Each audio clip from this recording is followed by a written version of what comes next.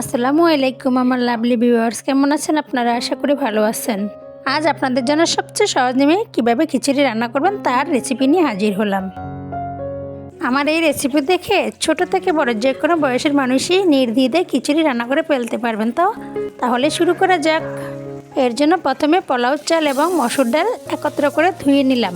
এরপর একটি পাত্রে ধুয়ে রাখা চাল ঢেলে দিলাম। এবার এতে কয়েকটা তেজপাতা এবং দারুচিনি এলাচ দিয়ে দিলাম এবং দিয়ে দিলাম দুটো পেঁয়াজ কুচি। সাথে আরও দিলাম 1 চামচ হলুদের গুঁড়ো, 2 চামচ লবণ আর 10টি কাঁচামরিচ। এরপর এর সাথে দিয়ে দিলাম 3 টেবিল চামচ পরিমাণ সয়াবিন তেল।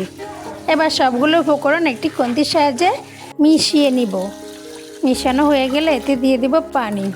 মনে রাখবেন, চাল যতটুকু দিবেন তার দ্বিগুণ পানি দিবেন। আপনার পোলাও হোক আর বিরিয়ানি খিচুড়ি যাই হোক, ঝরঝরে সুন্দর হয়ে যাবে। তবে আমি আজকে এখানে একটু বেশি পানি দিয়েছি, কারণ আমি খিচুড়িটা একটু নরম করে রাখবো তাই। এরপর ঢাকনা দিয়ে ঢেকে চুলার হাই হিটে বসিয়ে দিলাম। এরপর বলক আসার পরে ঢাকনাটা খুলে নেড়ে চেড়ে দিতে হবে এবং চুলার জালটা হাই হিট থেকে মিডিয়ামে করে দিব। মিডিয়াম চুলার আঁচে এটা রান্না করতে হবে আরও 5 থেকে 7 মিনিট। এ পর্যায়ে আপনাদের কাছে আমার ছোট্ট একটি অনুরোধ, আমার রেসিপি দেখে যদি আপনারা উপকৃত হন তাহলে আমার ইউটিউব চ্যানেলটি সাবস্ক্রাইব করে দেবেন এবং ফেসবুক থেকে দেখে থাকলে আমার ফেসবুক পেজটি ফলো দিয়ে সাথেই থাকবেন এবং লাইক কমেন্ট করবেন। কে কোথা থেকে দেখছেন এবং আমার কোথাও ভুল হলে তাও জানাতে ভুলবেন না। আমি যথেষ্ট চেষ্টা করব আপনাদের কমেন্টের উত্তর দেওয়ার জন্য। তো দেখতেই পাচ্ছেন চালটা কতটুকু সিদ্ধ হয়ে গিয়েছে এবং পানিও প্রায় শুকনা শুকনা হয়ে আসছে। এ পর্যায়ে চুলার জাল আরও লো করে দিব। আরও 2-3 মিনিট নেড়ে চেড়ে তারপরে চুলার জাল একদম বন্ধ করে দিব।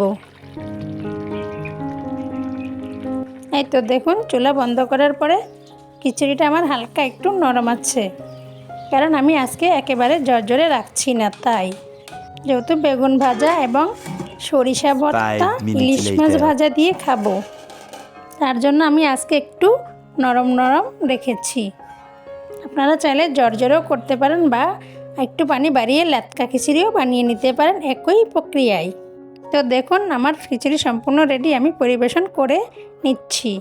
আপনারা পছন্দ মতো যে কোনো কিছুর সাথে খেতে পারেন। ও ভালো কথা, আমি এখানে জলপাইয়ের আচার দিয়ে খাবো, তাই একটু নরম করেছি, আমার খুব পছন্দ।